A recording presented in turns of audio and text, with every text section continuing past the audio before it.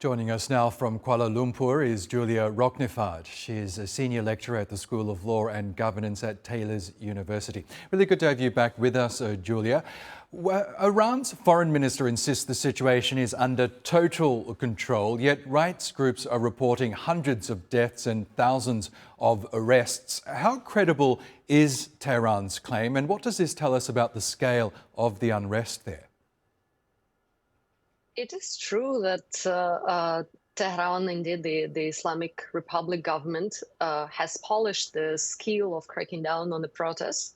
So a certain degree of control is being exerted on the protesters. At the moment, we do not know how many indeed were dead in the course of the protests. We can hear some reports from here and there. Some were confirmed by the journalists, but I think so far we can have it. We can rely on the information about confirmed 200 plus deaths in the course of the protest, and indeed a few thousands of people detained, and the government threatening to execute some of the protesters as soon as the coming Wednesday.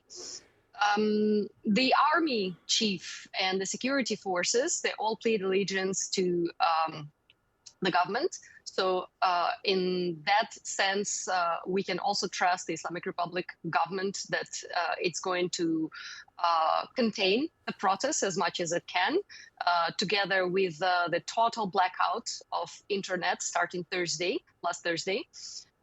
So for now, it is being contained. And if there is no further intervention, meaning international interference into the situation, probably for now, the government will be able to suppress the protests. But the information on the deceased and on the detained, and also on the people that could probably very soon on a death row, still remains to be confirmed.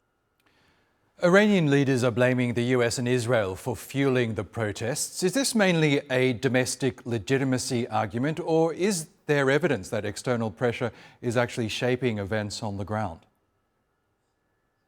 I would argue that it's a domestic legitimacy issue, mostly.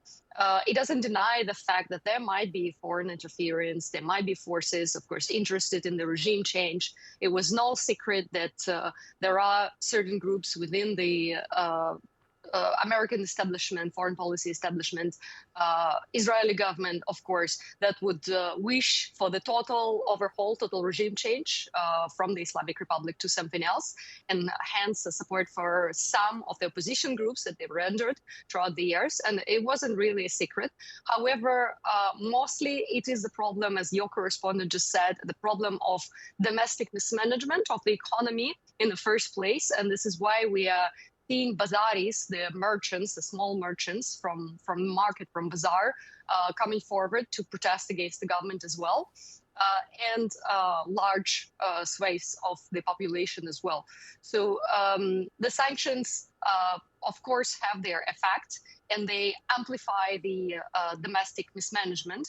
But the major problem is the inability of the government to provide for high quality governance. And we've seen the power cuts in Iran throughout the country for the past months, as well as the air pollution and the deficiency of water, which is going to persist as deep of a problem as for the ex-minister to say that the aquifers of Iran, of Tehran area, they are drained and they are not going to be restored in any near term, because no long-term policy, no long-term planning has existed for them.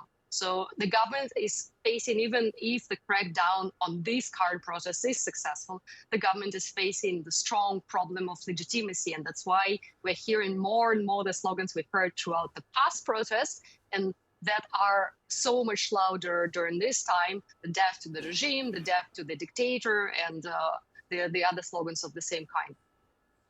Okay, Julia Roknifard, we'll have to leave it there. Great to get your analysis as always. Thank you.